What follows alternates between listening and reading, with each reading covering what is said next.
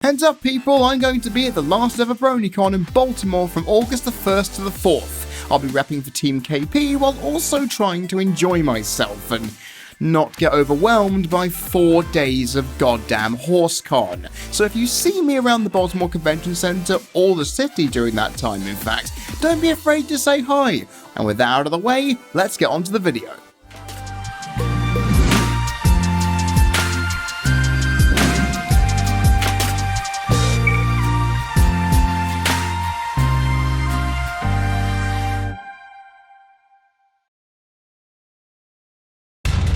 This, ladies and gentlemen, is why you need to submit your ideas to me in the comments section, because there is a decent likelihood that it will be made.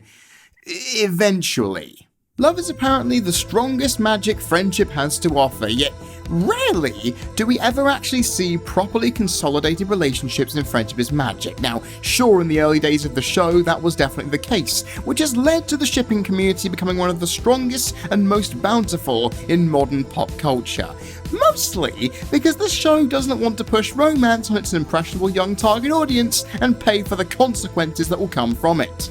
However, with that being said, there are some interesting ones that have been given to us, and seeing as I'd already done a video on ships that I personally liked, let's see what the show has given us and rank them accordingly as I count down my personal choice for top 10 MLP couples. These tandems are rated predominantly on their impact on the series, while also gauging their popularity within the fandom in order to split a few noticeable ties. On top of that, for the first time ever, the main series and Equestria girls will both be considered fair game and are competing with each other for this countdown spots. And before you ask, no, this isn't the case because there weren't enough quality main show couples to take into account. Honest. And it's not just the quality of their relationship that matters, but actually appearing on screen together and doing so further than their initial appearance. It'll also help, and in some cases will definitely boost them. So which lovey-dovey couple won out? Well, let's go down the tunnel of love and see for ourselves.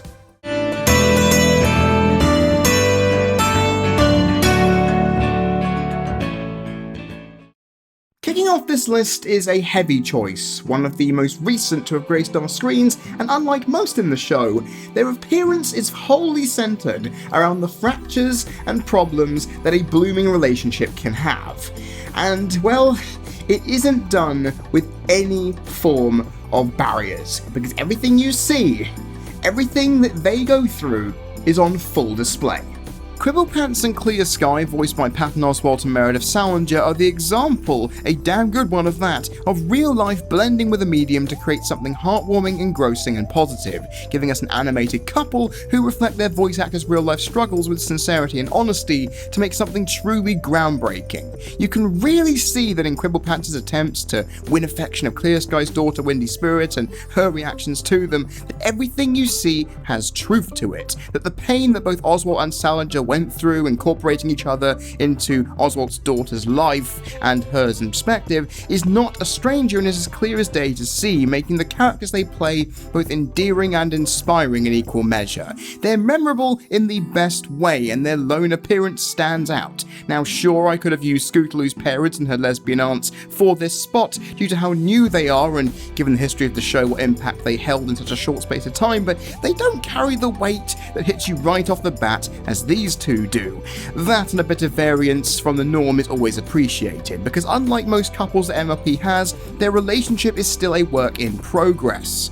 Oh yes it is, which is strange to see from a show that mostly deals in certainties, but that's what makes them special, and overall that's what matters, because in the shortest amount of time, the impact left by them is seismic. And while I'm sure, much like the Oswalt family, Quibble Pants and Clear Sky will get married someday, this show only holds that honour to characters who matter. Or so you'd think, anyway.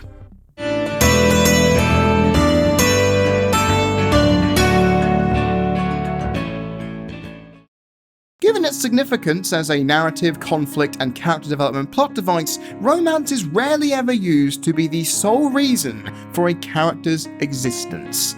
unless you're a lazy writer who just happens to be penning a rom-com, a harem anime, a hentai, or even low-budget porn. But that's not the point. In relation to a seemingly one-dimensional kids cartoon like this one, it is, well, quite important, as it's something that is the spearhead potentially for keeping one character in the public consciousness, especially if said character and others are pushed forward in the process. Cranky Donkey's appearance in the controversial Season 2 episode A Friend Indeed paints him firstly as a grumpy antagonist before turning him into the sympathetic protagonist as his longing for Matilda comes into view, only for it to end as sappily and as heartwarming as one can do, especially given that Pinkie Pie is around constantly. Or before 3 seasons later, in the 100th episode's spectacular slice of life, they marry but have to go through a lot of insanity to make it there. Now sure, other characters like Doctor Who's Derpy, Octavia and DJ Pony take the spotlight as well as Lyra and Bonbon, but their blossoming romance being sewn into matrimony holds much more weight than the fan service pairings surrounding them. It's overall a happy ending for a couple that was first brought to our attention in sadness, and that is great to see. They may not be well regarded, but to have their romance be the first across multiple episodes and seasons to highlight its growth, it shores up its place on this list. Let's hope they're enjoying themselves, because knowing how that librarian in Season 9 wound up, there's no doubt they'll be joining her on the paintball field at some point in their future.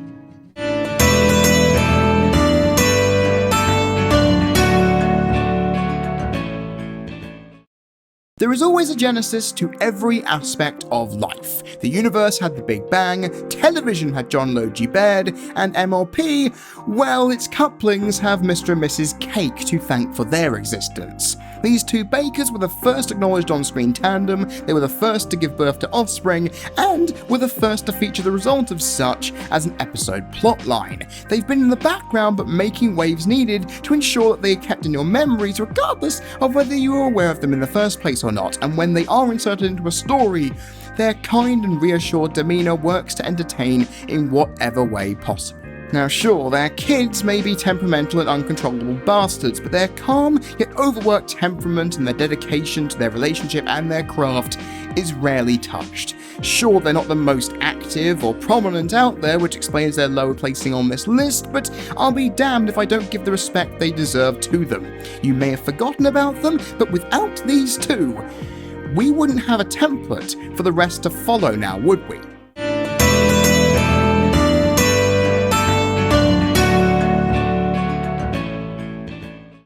As noted by the last entry, longevity will play into benefiting the couples who are further up this list. However, the 2 entries that came before the cakes do highlight that if you've only made 1 or 2 appearances, you can still make an impact, and prove that the audience can fall in love with you just as much as they fall in love with each other. That being said, you'd think it would be surprisingly difficult for a rock and a stick to fall in love, but hey, this show made it goddamn possible. I fully expected Briar to be a character that I would personally hate, all the while my indifference to Maud's portrayal at that point had reached its zenith by the time the Maud couple aired last season, but fittingly, they both surpassed my expectations and showed what happens when 2 characters don't just get together for their own interests, but do so because they enjoy each other's company as a result of it. Both are incredibly astute, picky and blunt as individuals, but together they are warm and endearing, something that obviously put Pinkie Pie in a spin. And we've seen supporting males actively get a girlfriend in this show, but to see a supporting female be the one who instigates and gets her man is the first to be seen in this show to date, because season 9 hasn't finished by the time I record this, and once again reminds me why I put them here in the goddamn first place. Now they were initially going to be lower, but their unexpected follow-up cameo in Student Council with Briar's rock-solid cockatrice encasement bringing out a more openly affectionate side of Maud, well that was just stunning. God, showing just how much he means to her even more so than their debut, showing me that 2 peas found home in a pod that allowed them to be themselves, and through the great work showcased in the episodes themselves, they sprouted and succeeded. And to think I hated the idea of this to begin with, boy am I happy to be proven wrong. No wonder the fandom loves these guys, and it's clear as day to see why.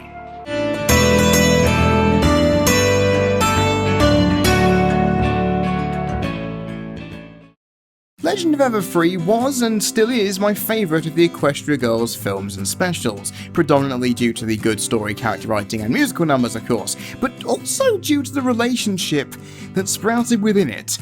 You get it? Because timber spruce and tree puns? Yeah, you're not here for comedy, are you? Let's move on. At least the nature-loving aspect of his personality isn't represented by cliché dreadlocks or an eco-minded attitude, or I'd have never warmed to this guy as much as I did.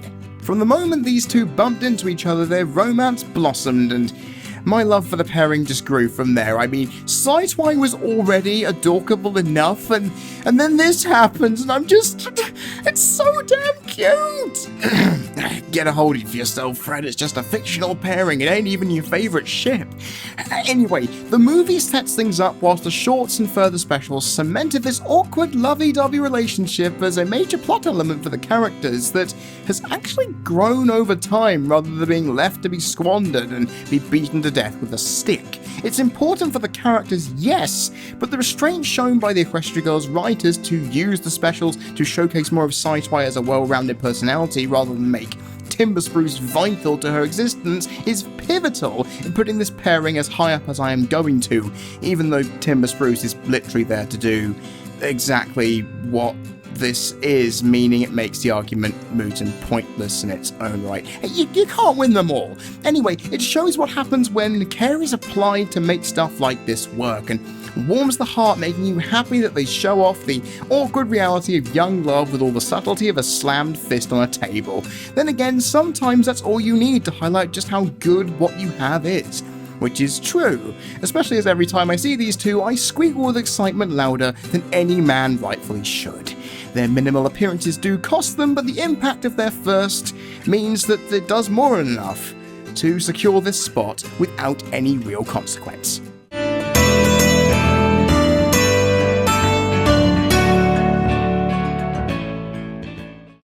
While I love Timber Spruce and Sideswipe, and given my reaction, it's not surprising, they were not the first Equestria Girls pairing. That honour goes to Twilight and Flash Sentry. Oh, come on! Yes, I know people hate this shit because the movie made them both feel as one-dimensional as a polygon on a computer screen, but I personally don't think it deserves the hate it gets. That being said, it does come with somewhat of a caveat. Does Equestria Girl Flash Sentry realise that both of his prior relationships implied that he loved not just one, but two horses, who just took on the guise of humans to exist in the world he's in? When one thinks of such a thing, it just horrifies the mind. Thankfully, the relationship between our resident book horse and this kind rocker was one that was sweet enough to abandon such thoughts to an extent anyway. On top of that, it provided the bedrock for the first film's successful grounding of story and character development, and also helped give the guy somewhat of a purpose going forward as he tried to, well, come to terms with the fact his true love is an equine princess from an alternate dimension, and so was his ex. Boy, I wouldn't want to be him right now, that's for sure. Given the high school setting of Equestria Girls initially, it was no surprise that we would see a love interest and a meet-cute situation within its first offering, because it's such a goddamn trope at this point. If you didn't see it coming, I think you need to have your head examined. But to see one of the main six actually have a relationship to some extent was quite a shockwave to make, something that they've not really built on in the main show since. Sadly, you'd think with all the popularity and power that they have, they wouldn't have men swooning at their feet. Seriously, it's quite infuriating to see.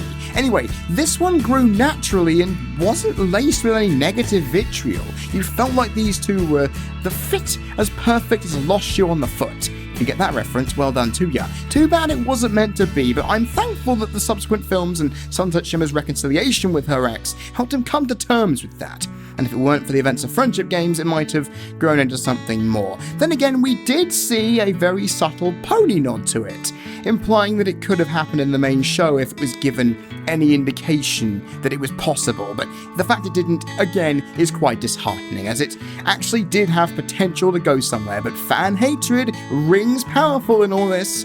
Either way, the implications of and the quality of the pairing's chemistry get it as high as it does, no matter how short it lasted.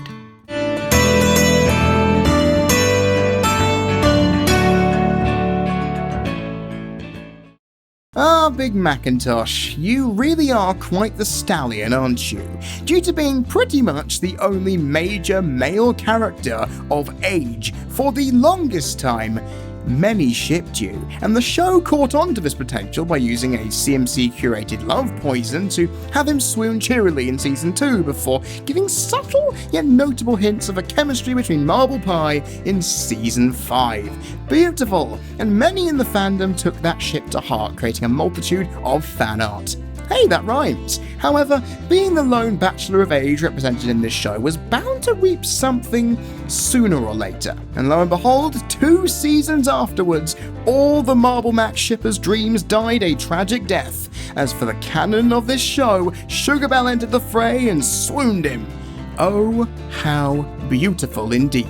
Much like both of Twilight's escapades in the Equestria Girls series, this relationship benefits from us seeing it grow from something incredibly awkward into something much more stable. It gave Big Mac a purpose outside of occasionally appearing to say yup or nope, and be the token male in most proceedings within Ponyville, while giving a link back to Season 5's premiere that actually experienced with continuity working out in its favour. Now, Sugarbelle was the fans' favourite of the new characters outside of Starlight Glimmer introduced in that lauded 2-parter, and to see her happy was just a lovely thing to witness. And much like Quibble Pants and Clear Sky after them, this relationship benefited from showing the trials and tribulations that they had to go through to make it work, right from the goddamn start all the way through till the end, which is quite blunt to state given how accurate it was in showing, in both cases, how misinformation and lacking in self-confidence can sow the seed of discontent so easily. Shows like Jerry Springer, Maury, and Jeremy Kyle would not exist without them, of course, but at least it served a purpose. These two may not have been shown in the most positive of light over their appearances together, but it's something that wins them favour over most, because MLP's couples are usually seen as happy all the time. No fights, no quarrels to speak of, and no sign of misunderstandings. Thankfully, these two showed the reality of relationships and the struggle they are to start and subsequently maintain, which is very important for the young viewers watching at home and for people who don't really have a stranglehold on romance as of yet. And when you factor in the long-term impact this will indeed have had, who's to say it's not one of the best pairings in this show? I'll fight you if you say otherwise.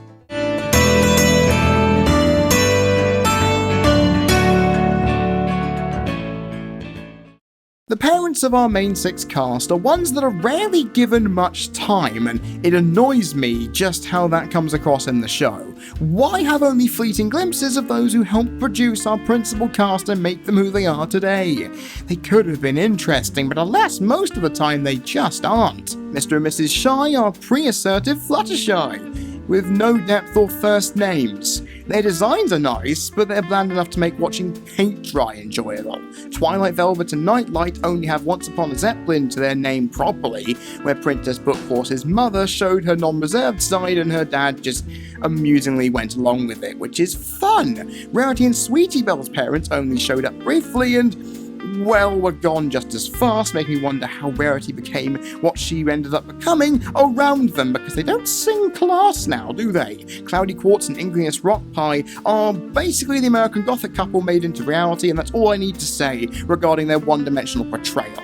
Thankfully, though, there is one parental couple that did more than enough to grab my attention, and a lot more than what was necessarily required of them. Bohart and Windy Whistles were designed to be the most irritating parents a child could ever have. I mean, they were overly enthusiastic, doting, supporting them in every single way possible, and kept a record of every single accomplishment that they had ever achieved.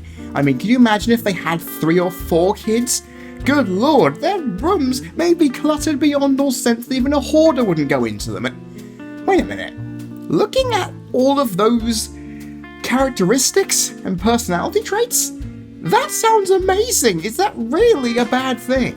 If you're a person who grew up with parents like that, whose simple appearance anywhere in a social function would embarrass you, then yeah, it would be bad. Because being proud and caring of your offspring is one thing, but no matter how well intended those things do have, their consequences do reverberate. And we see that in how it made Rainbow the stern, boisterous, and instructive Pegasus that we see by the time parental guidance graced our screens, and the impact that they had on her is insurmountable in its weight. However, what makes them so good alongside that is even though their actions are detestable and are the root of how the plot and conflict unfolds, their temperament, honest fortitude, and beautifully orchestrated chemistry makes them so damn likeable that they are impossible to truly hate, making them the purest cinnamon rolls that you just want to protect with all your life. Their love for each other and their daughter just speaks volumes, and most people, they would kill for attentive parents like that,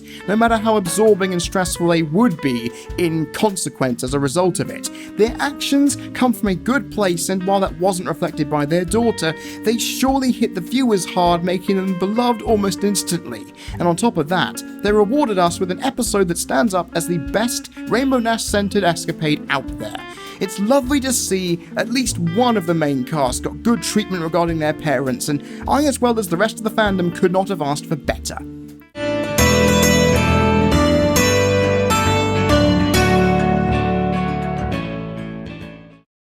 I know what I said at the end of the last entry, and I fully stand by it, even though I know full well I'm about to eat those words, and hope that they digest properly, because the astute amongst you may have noticed that I didn't mention one main 6 parent couple, and that's because they are here at number 2. I know some of you are going to want to throw all sense of foreign objects at me for even thinking about it, but alas, this is my choice, so again, you know where to take your opinion, because the comment section's open. Anyway, this couple only made one appearance, and it was a damn good one. It sent the fandom's heart aflutter, as well as taking them for a trip on the Fields train. The perfect pair was, well, pretty much perfect, wasn't it? And Pear Butter and Bright Mac were pretty much the main reason for it. A relationship that was so sweet, yet was crushed by the divisions between their respective families, only to rise up and prove itself within the face of danger and the severing of family ties. It birthed 3 core characters important to the show, and gave us the most heartfelt and tragic story in the show's entire run, befitting of their status as Romeo and Juliet personified. Their demise has always been left unclear, which soured so many, including myself, but their impact not only on their children but the characters they left behind is nothing short of incredible to understand and bear witness to in this episode. The couple were long anticipated by many and left us all in awe of them. The lengths they took for one another and how their love blossomed is a tale that we as bronies will regale about until Gen 5 starts and further beyond. It took way too long for them to appear in the show itself, but it was well worth the wait given what we saw, and while it was only fleeting, they gave us something so pure, it was difficult for many beneath them to even have a chance of rivaling them. All but one, of course. Now, if they'd appeared earlier and, well, weren't dead, I'd have given them the number 1 spot, but there is one couple who overshadows them comprehensively. Regardless, these 2 beautiful lovebirds reside in a number 2 position that they wholly deserve.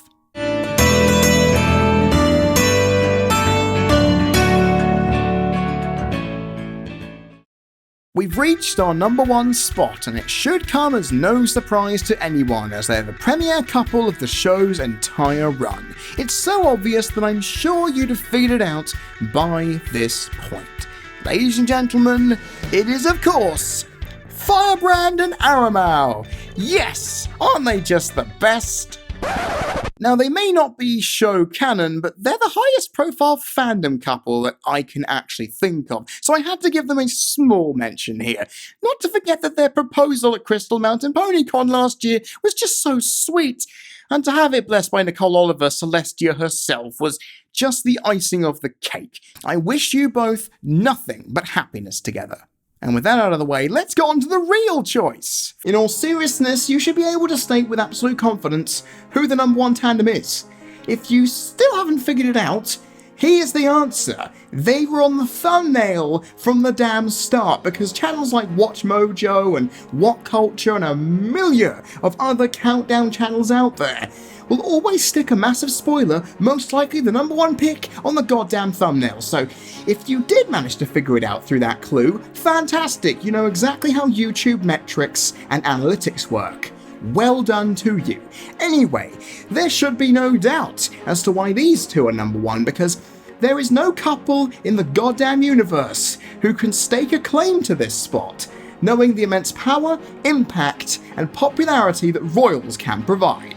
If America's infatuation with the British royal family is any indication, the writers of A Canterlot Wedding were hoping that after the season 2 finale's end, Shining Armour and Cadence, or should I say, Princess Mi Amore Cadenza, sorry about that, I couldn't resist, would be able to match their real-life counterparts in their attention-grabbing abilities and produce a natural reaction to them, with Cadence's sweet and wholehearted demeanour alongside Shining Armour's focused yet affable tendencies. It's no wonder that they not only achieved that and more, but their importance to the whole show reverberated for almost every season that followed. Most of the time they appeared together, they influenced seismic changes within the lore and canon, not just for themselves, but everyone else around them, and most importantly, utilised a lot of those occasions to highlight their closeness. Hell, if you are the Princess of Love, getting a good guy was pretty much a given, and having it being someone with stature and in good relation to a main character adds even more cherries on top of their important sundae. They were the first couple to ever be married on screen in the show, the first to have a child of significance born unto them, with its announcement and subsequent birth and aftermath being the plot of a premiere, let alone the standard episode one would suffice. It just enforces everything really, doesn't it? On the latter subject, said child is the most adorable demon spawn that causes cuteness overload whenever she appears, so weaponize that shit at your peril. It could be the end of the world as we know it. And I, personally, feel fine.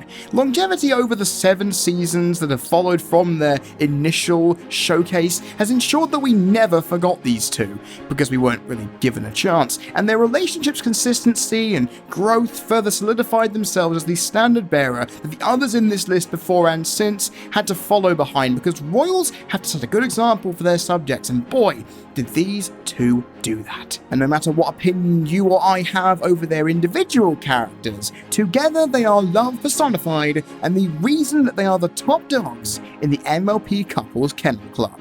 Hell, their love was powerful enough to defeat a changeling queen, for God's sake, so that has to account for something, right? In closing, there's one thing I've noticed about all these couples, and it's that they're all happy. They've gotten through all the trials and tribulations they've had, and come through to the other side actually feeling rather damn good about themselves, and that is something I really should have expected from the get-go. This is a TVY-rated show, for God's sake. They aren't going to throw you the depressing nature of reality in your face when you're watching pastel-coloured magical talking ponies. Then again, they did serve us up a divorce allegory in Surf and or Turf, and they have shown some more depressing and deep aspects of how relationships can go sour, so at least they've attempted it. And I can tip my invisible hat to them for that. But the one message I carry away from this is that Equestria as a universe is so bountiful in friendship that romance and partnerships can happen with almost anybody. So, with that in mind, those of you who aren't very good at love or haven't found your special someone yet, this show should serve as an example that anything is technically possible if you just go out there and find that person, because it is technically doable. So, I hope you take that message forward and enjoy this summer of love and extremely annoying heat that we are sitting in, and take it all in your stride. And if that's not a good message to carry away from one random video on the internet today, I don't know what is. I have been Freddie Thomas, you've been people watching, this has been the CC Network, and I will see you all next time.